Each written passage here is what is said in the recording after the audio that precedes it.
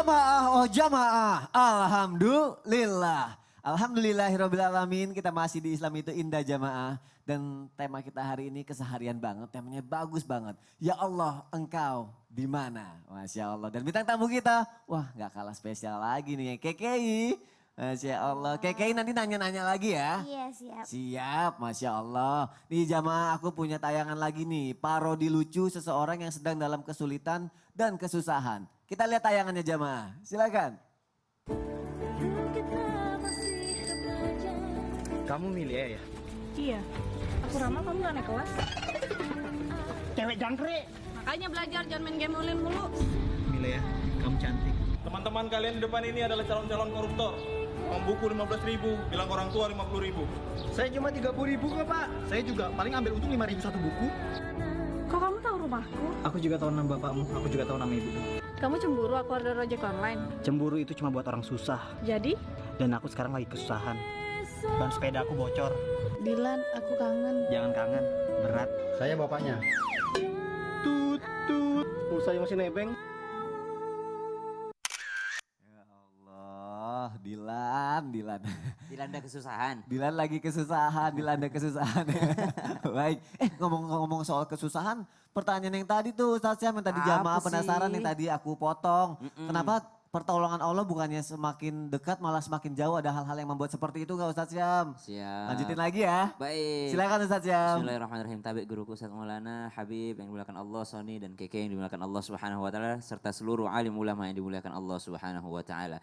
Dalam Al-Qur'an disebutkan begini, "Fadhkuruni adhkurkum washkuruli wa la takfurun." Maka ingatlah kepada aku kata Allah, aku pasti akan mengingat kalian. Washkuruli wala takfurun, dan bersyukurlah jangan kalian kufur atas nikmat-nikmat yang telah kuberikan kepada kalian. Maka ditanyakan, apa yang membuat pertolongan Allah semakin menjauh? Yang pertama, tidak mau mengingat Allah Subhanahu wa taala. Mengingat Allah Subhanahu wa taala mungkin mudah bagi seseorang yang sedang dalam kesusahan, tapi sedikit lebih sulit bagi orang yang dalam keadaan berlebih. Dalam keadaan senang, mereka melupakan Allah Subhanahu wa taala. Padahal dalam riwayat disebutkan, ingatlah Allah di saat engkau senang, Allah akan mengingatmu di saat engkau susah. Washkuruli wala takfurun, dan bersyukurlah kepadaku jangan kau kufur. Berarti yang membuat pertolongan Allah jauh itu ketika kita kufur akan nikmat Allah Subhanahu wa taala. Mana sih contoh kufur yang mungkin tidak kita sadari? Contoh kufur yang mungkin kita tidak sadari, kita terlalu sibuk menghitung nikmat orang lain tanpa menghitung nikmat yang telah Allah berikan kepada kita. Setiap hari sibuk kita cek story-nya orang, enak banget ya jadi anak sultan, enak banget ya jadi ini, kesini. Dia lupa untuk menghitung nikmat yang telah Allah berikan kepadanya. Sehingga itu yang membuat dia, ya Allah kenapa engkau tidak adil banget, kau berikan ini kepada dia, kau berikan ini kepada dia. Dia membandingkan dirinya dengan orang yang lebih di atas darinya dalam hal duniawi. Tapi lupa membandingkan dirinya yang lebih atas daripada dirinya, yaitu dalam hal ukhrawi. Selalu membandingkan dalam hal duniawi saja. Maka ingatlah Allah, Allah akan mengingatmu. Yang kedua, jangan pernah untuk yang namanya kufur atas nikmat Allah Subhanahu wa taala. Nikmat apapun yang telah Allah berikan kepada kita, maksimalkan untuk di jalan yang bermanfaat bagi diri kita, bermanfaat bagi sesama manusia, dan juga tidak melupakan Allah Subhanahu wa taala. Ada lagi yang membuat pertolongan Allah menjauh daripada kita. Keputusasaan. Putus asa itu adalah dosa besar. Putus asa adalah hal yang dilarang di dalam agama kita. Bahkan seandainya ada seorang pendosa disuruh datang kepada Allah Subhanahu wa taala. Sebesar apapun kesalahan kita, pintu taubatnya Allah Subhanahu wa taala itu lebih besar daripada itu. Maka Allah katakan dalam hadis qudsi yang sempat kami bacakan sebahagian tadi, bahwasanya Allah sesuai dengan prasangka hambanya. Jadi kalau kita berprasangka buruk sama Allah, kayaknya kali ini enggak dikabulkan lagi doaku. Berarti kita berprasangka bahwa Allah tidak mengabulkan doa kita. Padahal berbaik sangka dulu aja. Walaupun misalnya kita bukanlah hamba Allah yang taat, tapi berbaik sangkalah atas segala apa yang diberikan Allah Subhanahu wa taala. Ketika berdoa yakin Allah pasti kabulkan doaku meskipun aku bukan orang yang taat. Setelah itu barulah memperbaiki diri. Karena Allah katakan, siapa yang datang kepadaku satu jengkal, aku datang kepadanya satu depa gitu. Satu ini lebih dekat daripada itu. Siapa yang datang kepadaku dalam keadaan berjalan, aku datang kepadanya dalam keadaan berlari, kata Allah Subhanahu wa taala. Artinya kita mendekat kepada Allah Subhanahu wa taala, pertolongan Allah semakin dekat kepada kita. Tapi di antara kita banyak yang membuat pertolongan Allah menjauh. Kenapa? Karena dia sendiri yang menjauh dari Allah Subhanahu wa taala. Bagaimana menjauh dari Allah? Allah katakan begini, ya ayyuhalladzina amanu ista'inu bis sabri was salah. Wahai orang-orang yang beriman, minta tolonglah dengan sabar dan sholat. Berarti kebalikannya, seseorang yang tidak sabar dalam berusaha, itu membuat pertolongan Allah juga jauh. Dia mengatakan, ya Allah saya udah usaha begini. Itu berarti dia tidak sabar dalam berusaha. Sabar dalam berusaha itu mentok di jalan A, cari jalan yang lain. Dan juga sholatnya dijaga. Berarti kita sholat kita mantepin, jangan menjauh dari Allah sampai akhirnya kita putus asa, menjadi kufur, dan akhirnya lebih baik kita lebih banyak bersyukur gitu ya Ustaz Syam ya. Masya Allah. Baik sangka sama keputusan Allah, baik sangka atas doa-doa kita. Masya Allah, terima kasih Ustaz Syam untuk penjelasannya. Tapi temen aku bilang gini nih kadang-kadang, kalau misalnya aku punya masalah ya, soal lu perbanyak zikir katanya. Kalau zikir bagus banget, insya Allah ada jalannya aja, kesusahannya hilang gitu. Apalagi kalau baca hasbunallah wa ni'mal wakil. Terus aku bingung, emang iya ya keutamaannya apa ya? Nih kesempatan banget nih aku mau nanya sama Habib Abdullah. Siap. Hasbunallah wa ni'mal wakil. Hasbunallah Apa wa aja sih Bib ni'mal wakil. manfaat dan keutamaannya, aku mohon penjelasannya ya Bib ya. Siap. Silakan Baik. Habib Abdullah. Baik. Mohon izin Mas Soni, guruku Ustaz Maulana, Ustaz Syam, KKI. Assalamualaikum warahmatullahi wabarakatuh. Waalaikumsalam warahmatullahi wabarakatuh. Rabbi syrahli sadri wa yassirli amri wahlul uqdatam min lisani yafqahu qawli. Nah, ini bagus banget di pagi hari juga kita untuk berzikir kepada Allah. Makanya ada juga zikir pagi dan petang. Nah, ini bagi jamaah Islam itu indah. Insya Allah mudah-mudahan istiqomah mengamalkan zikir pagi dan juga petang. Nah, ini ada bacaan yang ditanyakan Mas Soni tadi, hasbunallah wa ni'mal wakil, ni'mal maula wa ni'man nasir. Nah, ini lengkapnya. Tapi subhanallah, bacaan hasbunallah wa ni'mal wakil ini diriwayatkan di dalam beberapa kutub tafsir bahwa termasuk salah satu bacaan yang dibaca oleh Nabi Ibrahim ketika beliau mau dilemparkan ke api. Nabi Ibrahim waktu mau dilempar ke api dan api tersebut tidak dapat membakarnya, itu membaca hasbunallah wa ni'mal wakil. Dan juga ucapan yang dibaca oleh kekasih kita, pedoman kita, baginda Nabi besar Muhammad SAW ketika mendapat fitnah, ketika mendapat sorotan tajam bahwa Nabi ini bakal dikepung. Di dalam surat Ali Imran diceritakan bahwa baginda Nabi Muhammad SAW bersama para sahabatnya dalam ayat alladzina qala lahumun nas innan nasa qad jama'u lakum fakhshawhum fazadahum imanan wa qalu hasbunallah wa ni'mal wakil. Ketika itu para sahabat ini dikasih tahu bahwa ini orang udah siap-siap mau ngepung kalian nih. Ketika itu setelah peperangan Uhud. Akhirnya apa? Akhirnya kabar tersebut terbantahkan dengan ucapannya para sahabat bersama pemimpin mereka yaitu baginda Nabi besar Muhammad SAW dengan ucapan hasbunallah wa ni'mal wakil. Cukuplah Allah Subhanahu wa taala yang mencukupiku. Nah, ini maknanya sangat dalam nih sebenarnya Mas Soni. Bahwa cukuplah Allah. Kita mengesahkan Allah Subhanahu wa taala hanya kepada Allah, dan sebaik-baiknya Allah Subhanahu wa taala tempat kita untuk mewakilkan segala sesuatu urusan kita, apapun masalah kita dan lain sebagainya. Dan juga termasuk bahwa ketika seseorang mengalami krisis, jangan lupa untuk membaca hasbunallah wa ni'mal wakil. wa ni'mal wakil. Ini merupakan mudah-mudahan sebagai pemecah solusi.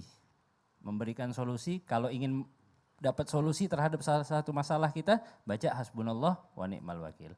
Kemudian juga menambah keimanan kita. Baiknya dibacanya kapan ya Bib yang bagus ya? Apa setiap saat Hasbunallah wa kah? ni'mal wakil ini bisa dibaca juga ibaratnya di waktu maghrib, Maghrib? ataupun juga dibaca di zikir pagi dan petang juga boleh. Masya Allah. Terima kasih Habib untuk penjelasannya. Masya Silakan Allah, kembali duduk jazakumullah lagi khair. Habib.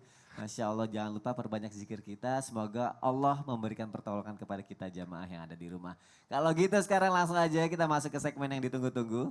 Udah siap guru-guru kita? Masya Allah spotnya udah siap. Langsung aja kita masuk ke segmen Tanya Dong Ustadz. Kami semua tanya dong Ustadz. Masya Allah, kita langsung Ustadz ya. Kita mau minta tolong KKI kalau gitu. Yang membacakan pertanyaannya. Nih kita buka Instagram, Islam itu indah. Nih, oke. Islam itu indah, kita scroll dulu postingan yang ini. Oke, bismillahirrahmanirrahim. Nah, silahkan dipilih pertanyaannya, nanti guru-guru kita yang menjawab insya Allah. Bismillahirrahmanirrahim. Ustadz, ini ada Siti underscore Muklisoh 17. Tanya dong Ustadz, Siap. bagaimana jika kita punya sifat pemalu berlebihan dan pendiam berlebihan sehingga terkadang membuat orang lain bosan, tapi sudah berusaha merubah menjadi lebih berani, tapi nyatanya mungkin masih dianggap kurang. Jika dipikir terus justru membuat tidak bersyukur. Kira-kira apa yang harus dilakukan dan harus menerapkan mindset apa supaya tidak insecure? Mindset apa supaya tidak insecure? Insecure Ya. berlebihan karena memang pendiam dan pemalu sudah bawaan. Siap. Siapa yang jawab nih?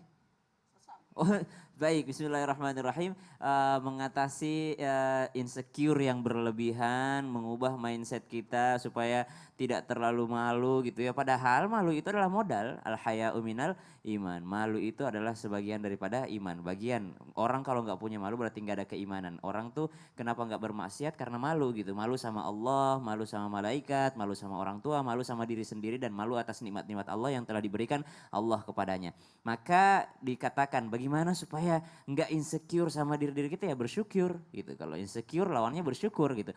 Atas apa yang diberikan Allah Subhanahu wa taala kepada kita, Allah tidak pernah menciptakan sesuatu sia-sia. Rabbana ma khalaqta hadza batilan subhanaka faqina adzabannar. Subhanak gitu maha suci Allah yang tidak pernah menciptakan sesuatu khalaqta hadza batila dengan cara sia-sia. Jadi Anda diciptakan di muka bumi ini tidak sia-sia, pasti ada manfaatnya. Malu itu adalah sebagian daripada iman, tapi untuk bermanfaat kepada orang lain janganlah merasa malu. Ini bagaimana cara merubahnya? Perbanyak berdoa kepada Allah Subhanahu wa taala. Salah satu doanya adalah doa Nabi Musa. Rabbishrahli sadri wa yassirli amri wahlul 'uqdatam min lisani yafqahu qawli. Ya Allah, lapangkan dadaku, mudahkan urusanku. Kenapa orang lapangkan dadanya memudahkan urusannya? Supaya kalau orang yang sudah lapang dada itu, mereka nothing tulus aja gitu. Kalau mereka melakukan sesuatu, ya udah apapun hasilnya itu adalah keputusan Allah Subhanahu wa taala. Jadi mudah urusannya gitu, ke. Ngerti nggak? Ngerti nggak? Paham. Nah, ini pertanyaan kedua Ustadz. Ini dari Dede Rufaidah. Tanya dong Ustadz. Iya. Ustadz, saya mau tanya, semenjak anakku perempuan kuliah hingga kerja, saya tak tahu, tapi begitu pulang dan di rumah kini berada bersama, ternyata anakku tak pernah sholat dan tak pernah diajak dan sudah berbagai cara mengajak tetap tidak mau. Sekarang saya dan suami sudah merasa tak mampu mengajak. Solusi terakhir apa ya Pak Ustadz? Ya, saya ya. Iya.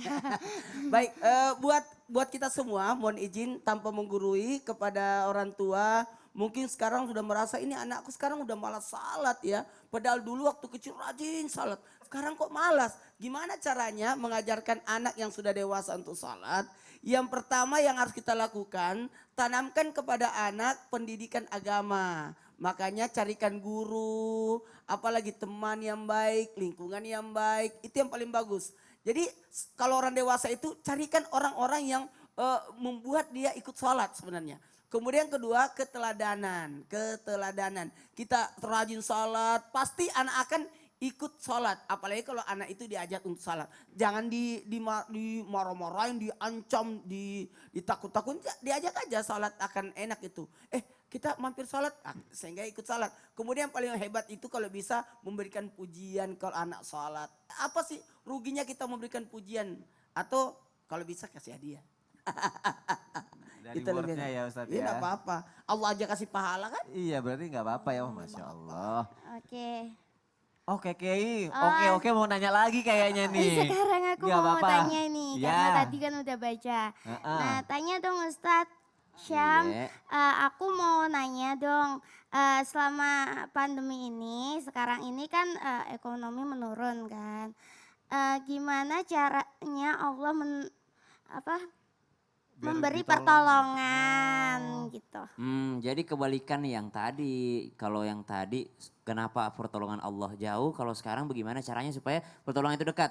Ya, Iya. boleh aku jawab tapi waktu kita sudah habis. Nanti setelah yang satu ini. Masya Allah. Kalau gitu jangan kemana-mana jamaah, tetap di Islam itu indah. Jamaah, oh jamaah, alhamdulillah.